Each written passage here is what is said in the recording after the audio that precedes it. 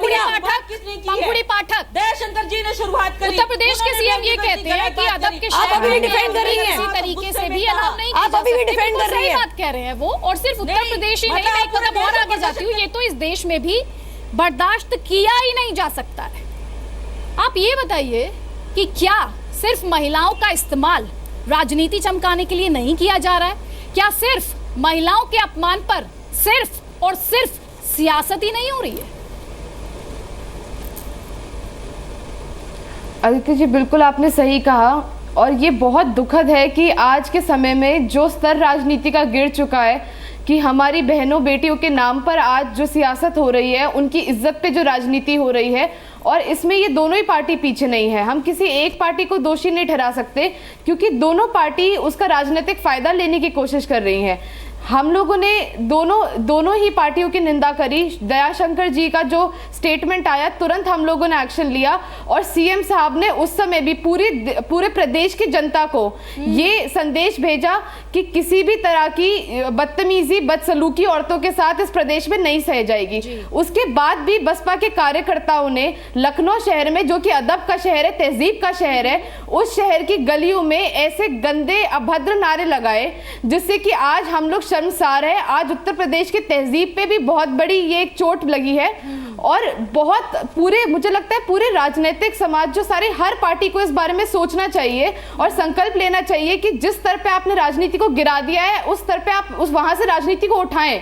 आज हम अपनी माँ बहनों के ऊपर राजनीति कर रहे हैं, क्या हमारे पास कोई मुद्दे नहीं बचे हैं? क्या चुनाव का ये मतलब है कि आप किसी भी स्तर तक गिर जाएंगे?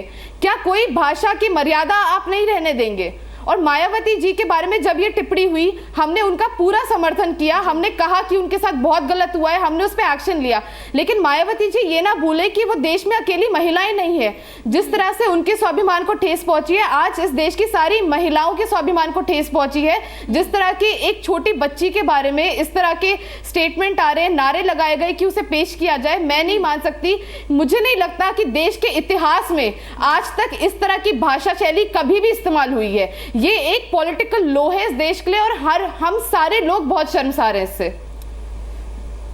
पंखुड़ी पाठक, आपने जो बातें कही बहुत सही बात है, बिल्कुल महिलाओं के सम्मान के लिए लड़ाई लड़ी जानी चाहिए, लेकिन पुरानी बातों का यहाँ पर जिक्र नहीं होना चाहिए। लेकिन कई बार उन पुरानी बातों का जिक्र किया जाता है, बहुत जरूरी हो जाता है वो, जब पार्टी के डबल स्टैंडर्ड्स को एक्सपोज करना हो।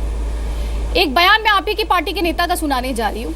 पूरा बयान तो हम सुना भी नहीं सकते, क्योंकि भद्रता की तमाम सीमाएं जो हैं वो उसमें लांघ दी गई हैं, लेकिन आप प्लीज ध्यान से सुनिएगा, क्योंकि उस पर जवाब मैं आप ही से लूंगी। के बारे में तो सबको पता है, दुनिया को पता है, पूरे प्रदेश के लोगों को पता है। इसके बारे में, चरित्र के बारे में तो सब जानते कैसे बनी, मान्यवर कांशीराम ने कैसे बनाई है और लोगों ने कैसे बनाई है, क्या क्या करती थी।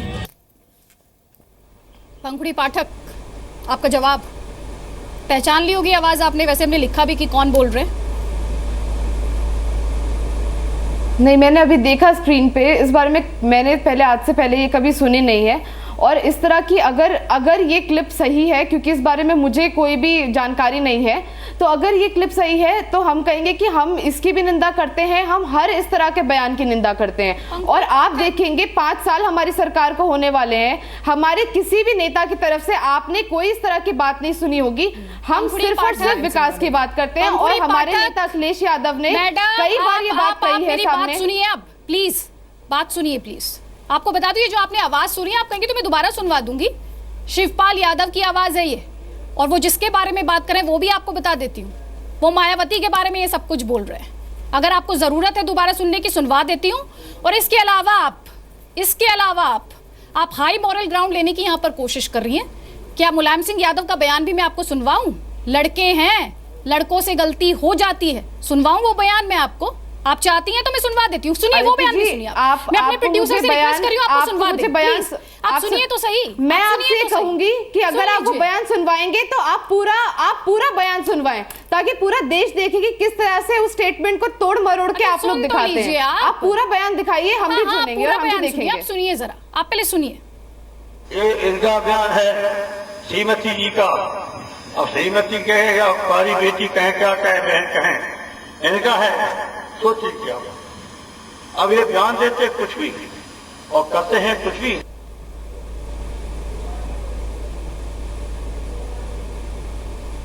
पंखुड़ी आपने सुना, और प्लीज आप खुद एक महिला हैं, और बल्कि हमारी जितने भी पैनलिस्ट हैं वो सब महिला हैं। किसी भी पार्टी की प्रवक्ता होने से पहले, किसी भी पार्टी के से उनकी लॉयल्टी होने से पहले, शायद महिला होने के नाते हम सब एक दूसरे से जुड़े हुए हैं। आप जो भी जवाब यहाँ पर दें, इस बहस में दें, वो एक महिला होने के नाते भी दें। और प्लीज जस्टिफाई मत करिए किसी भी बयान को। किसी भी बयान को जस्टिफाई नहीं किया जा सकता। देखिए, मैं ना ही महिला होने के नाते और ना ही समाजवादी पार्टी के कार्यकर्ता होने के नाते किसी भी तरह के महिला विरोधी बयान को मैं कभी भी सपोर्ट नहीं करूंगी।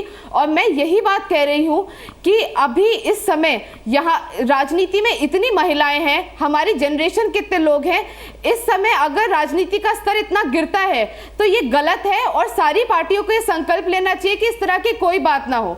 हम आज जो हमारे सामने मुद्दा है, अगर हम उसके बारे में बात करें, आज से पहले कभी देश के इतिहास में ऐसा नहीं हुआ कि हजारों की संख्या में लोग सड़क पे उतर के एक परिवार की महिलाओं के बारे में इस तरह के अपशब्द इस्तेमाल करें।